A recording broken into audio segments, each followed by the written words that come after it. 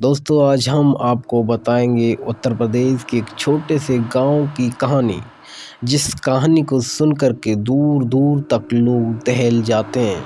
उस गांव में जाने की हिम्मत तक नहीं जुटा पाते हैं। दोस्तों आपको पता ही होगा कि एक मायावी दुनिया भी बताई जाती है, जिसे भूतों की दुनिया भी कहा जाता है।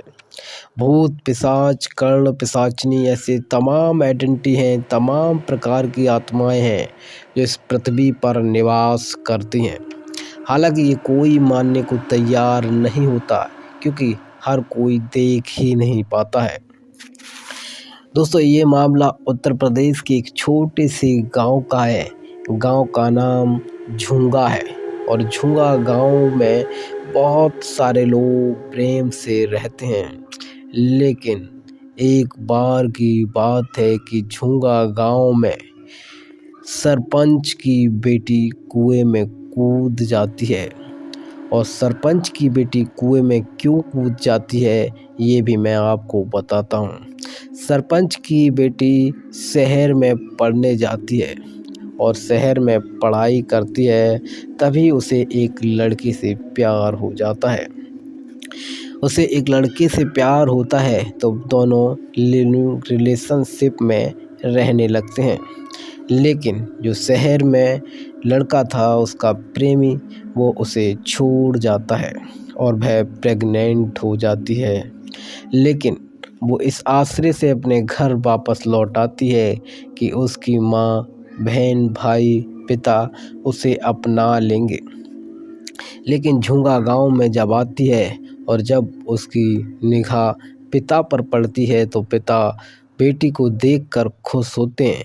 लेकिन जैसे ही उनकी नज़र अपनी बेटी की उस हिस्से पर पड़ती है जिसे देखकर पिता का सर चकरा जाता है और सरपंच गुस्से में आ जाता है। सरपंच कहता है कि मुझे इस प्रकार की उम्मीद नहीं थी, आखिर तुमने ये क्या किया है। बेटी रोती हुई कहती है, पिताजी मुझसे गलती हो गई, मैं दोबारा ऐसी गलती कभी नहीं करूँगी, कृपया करके मुझे घर में जगह दें।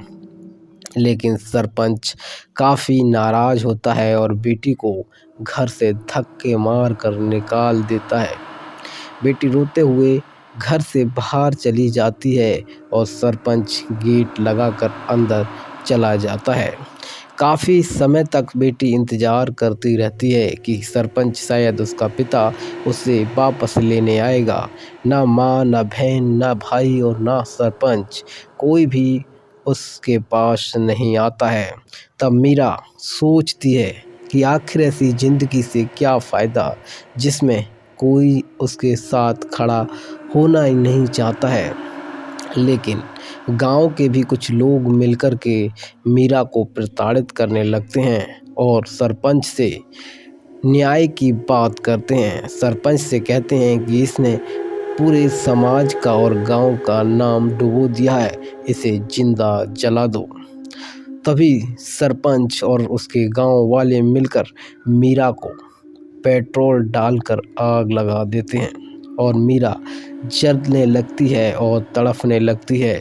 तड़पते हुए मीरा एकदम से भागती है और कहती है कि जैसे तुम मुझे सब जला रहे हो, वैसे ही तुम्हारा पूरा गांव नष्ट हो जाएगा। रातों रात लाशें गिरने लगेगी, पूरे गांव में लाशें बच जाएंगी।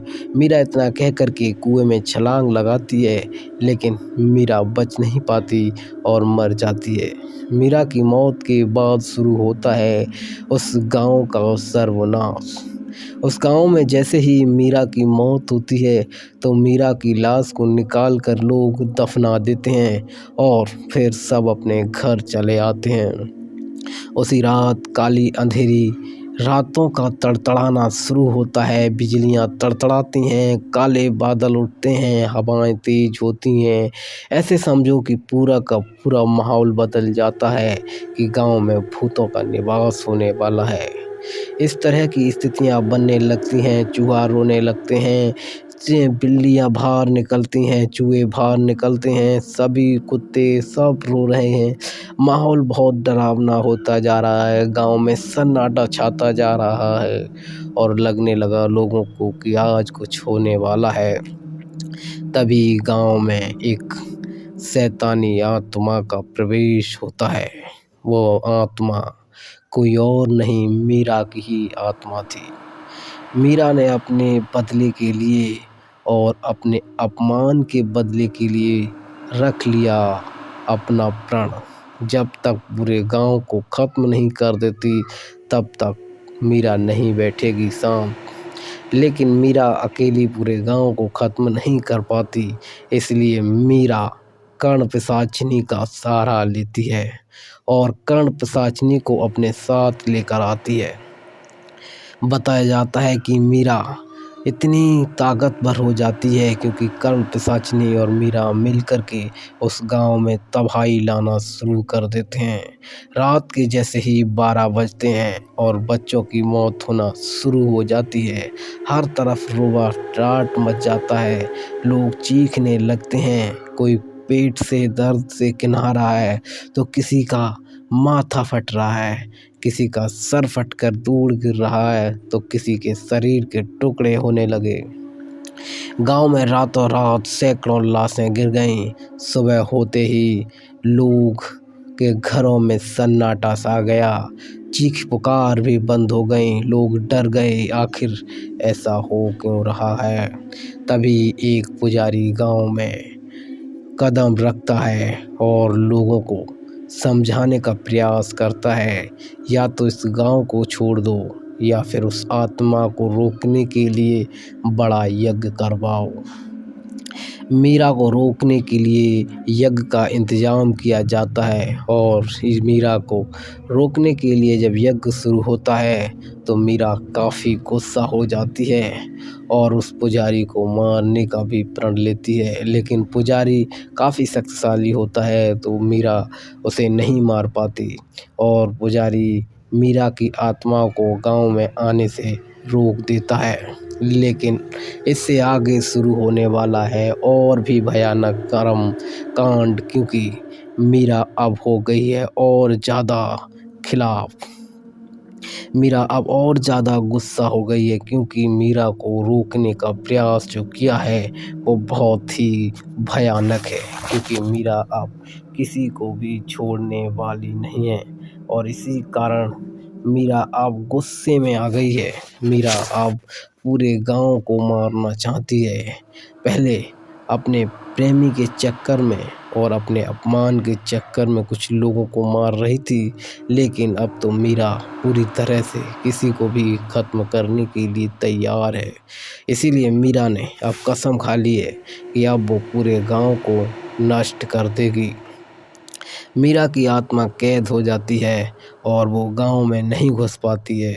तभी एक रागिनी नाम की लड़की अपने प्रेमी से मिलने शहर से आती है और अपने दोस्तों के साथ घूमती हुई उसी जंगल में चली जाती है जहां मीरा की लाश दफनाई हुई थी।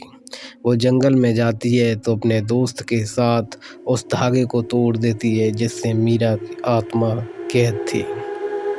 उस धागे को तोड़कर मीरा आगे बढ़ती है और मीरा उस गांव में घुस जाती है।